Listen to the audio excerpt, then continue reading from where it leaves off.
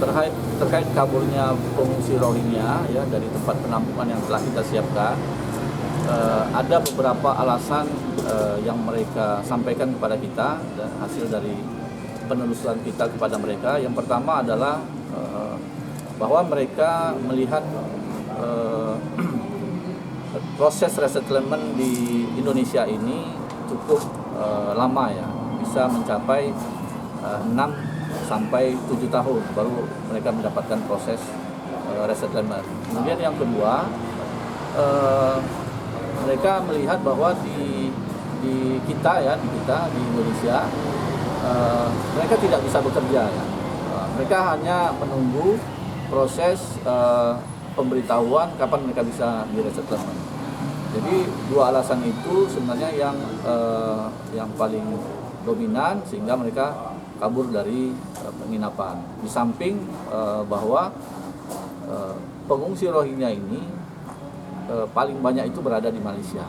Ya, keluarga mereka itu ada di Malaysia dan itu juga menjadi faktor utama pengungsi Rohingya yang ada di Pekanbaru ini kabur dari tempat penampungan.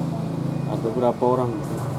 Nah, sampai dengan hari ini kita data jumlah yang kabur itu ada sebanyak 34 orang. Ya. Tahap pertama kemarin mereka ada sekitar 26 ya, dan tahap kedua ada 8 orang. Mereka kaburnya lewat mana nih, Bang? Ya, kalau dari hasil investigasi kita, koordinasi dengan Satgas PPLN Kota Pekanbaru, mereka ini kabur mungkin melalui jalur-jalur tikus ya, menuju ke Malaysia, bisa melalui Dumai, bisa melalui Bengkalis.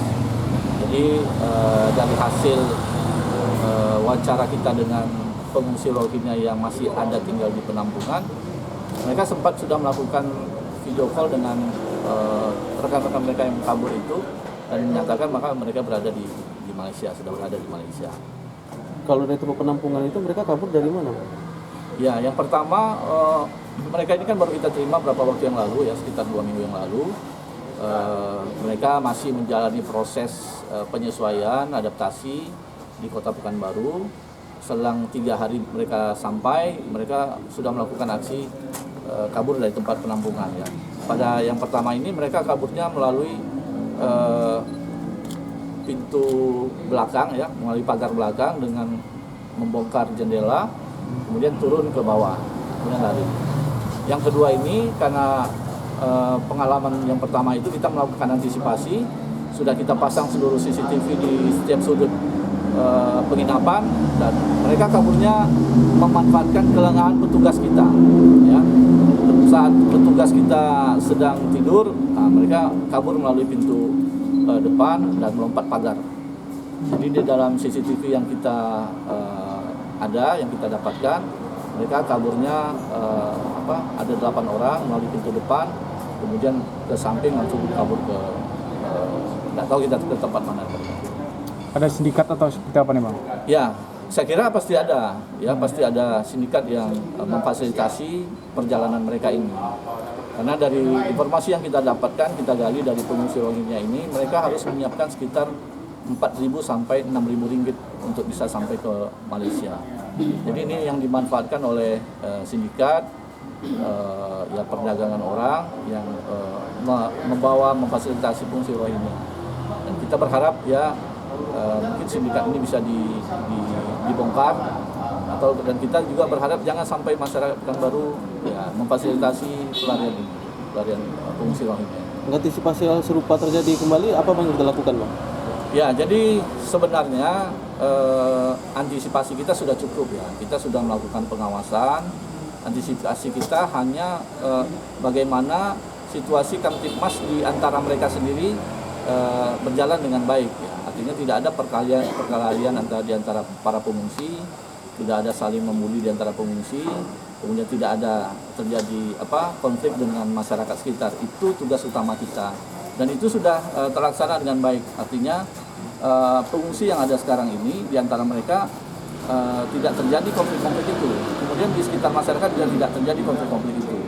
Nah, yang persoalan kabur ini yaitu di luar nalar kita dan memang tujuan utama mereka sebenarnya adalah bukan ke negara Indonesia, tetapi tujuannya adalah ke negara Malaysia atau negara Australia atau nanti mereka berharap bisa menjadi warga negara Amerika. Oh iya. Saat ini ada berapa orang Bang pengungsi di sana Bang? Keseluruhannya bang? Oh, ya, di Pekanbaru saat ini dengan masuknya 119 tambahan pengungsi Rohingya, jadi jumlahnya sekitar 978 pengungsi luar negeri yang ada di Kota Pekanbaru ya. Berasal dari berbagai macam negara, diantaranya ada dari Afghanistan, kemudian dari Irak, Iran, Palestina, Sudan, Somalia, kemudian ada dari Rohingya. Bang, terhadap mereka yang kabur ini apakah kita blacklist ke depannya nih Bang? Ya tentu kita lakukan pembinaan ya. Nanti kita akan koordinasikan dengan IOM dan juga UNHCR yang bertugas mengurusi pengungsi luar negeri yang ada di Pekanbaru. Nanti berkaitan dengan sanksi tentu kita akan sesuaikan. Nah, kita berharap ya ini mereka bisa kita dapatkan, kemudian kita lakukan pembinaan dan ya selanjutnya nanti kita serahkan kepada UNHCR mekanisme atau IOM mekanisme apa yang akan diberikan sanksi kepada mereka. Biasanya pembinaan dulu. Kalau di IOM itu yang menyiapkan kebutuhan sehari-hari pengungsi ini, kalau mereka kabur dalam jangka waktu tertentu, misalnya kabur selama 14 hari, nah nanti IOM bisa mencabut ya dukungan kepada mereka. Jadi IOM tidak memberikan lagi bantuan kepada pengungsi yang kabur itu apabila dia tidak kembali dalam 14 hari. Nah UNHCR misalnya